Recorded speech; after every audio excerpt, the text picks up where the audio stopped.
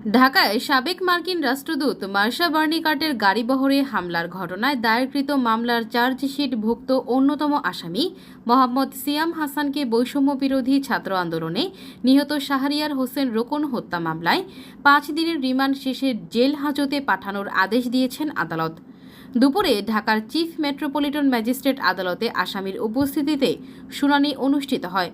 শুনানি শেষে metropolitan magistrate মেহেরা Hossain জামিন আবেদন নামঞ্জুর করে কারাগারে পাঠানোর নির্দেশ দিয়েছেন। আজকে আপনারা জানেন যে গত ফ্যাসিস্ট সরকারের অবৈধ মন্ত্রী অ্যাডভোকেট নুরুল ইসলাম সুজনকে যাত্রাবাড়ি থানার একটা হত্যা মামলায় আজকে রিমান্ড শেষে বিজ্ঞ আদালতে উপস্থাপিত করা হয়। এটা একটি হত্যা মামলা।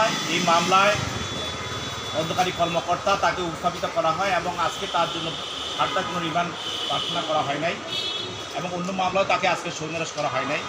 সেই জন্য তার পক্ষে কোনো আইনজীবী জামিনও প্রার্থনা করে নাই। সেই জন্য বিজ্ঞ আদালত তাকে CW বলে জেল হাজতে করেন।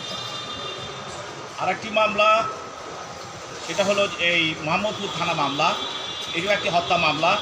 এই মামলায় সিয়াম হাসান এজাহার নামে আসামি, তাকে এই মামলায় তদন্তকারী কর্মকর্তা রিমান্ড শেষে এই মামলা তাকে উপস্থাপিত করে বিজ্ঞ আদালতে। তার পক্ষে আইনজীবীরা তার জামিনে প্রার্থনা করেন এবং জামিনে প্রার্থনা তার মুক্তি চান। আমরা প্রসিকিউশনের পক্ষ থেকে বলি যে সে বোনাফাইড একজন ক্রিমিনাল। সে ইতিপূর্বে যে মার্কিন রাষ্ট্রদূত মার্শা বার্নিকাটের গাড়িতে যে হামলা হয়েছিল, এক ব্যক্তি নিহত হয়েছিল ওই হামলায়, সেই মামলাও সে একজন এজাহার নামী আসামি। এবং গত 19 আর 24 তারিখে মোহাম্মদপুর ময়ূরবিলার সামনে যখন কোটা বিরোধী ও বৈষম্যবিরোধী ছাত্র জনতার যে আন্দোলন চলছিল, সেই আন্দোলনে 39 নম্বর ওয়ার্ড কাউন্সিলর আসিফ আহমেদের নেতৃত্বে যুবলীগ, ছাত্রলীগ, পুলিশের সঙ্গে মিলে যে এই মিছিলে যে আক্রমণ করা হয়েছিল এবং গুলি চালিয়েছিল, সেই গুলিতে শাহরিয়ার হোসেন রোকন নামে একজন আন্দোলনকারী নিহত হয়। সেই আন্দোলনে এবং সেই গুলি চালানোর সময় আজকে যে আসামি সিয়াম হাসান সে সেখানে উপস্থিত ছিল।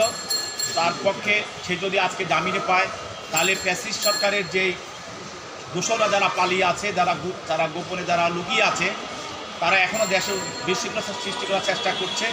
তাদের সঙ্গে হাত মিলিয়ে দেশের শান্তি শৃঙ্খলা বিঘ্নিত করবে এবং স্বৈরাচারের ফ্যাসিবাদের পক্ষে তারা কাজ করবে এবং মানুষের যে শান্তিতে আছে, দেশের মানুষ যে আজকে হাসি মুখে আছে, সেটা বিনষ্ট করবে।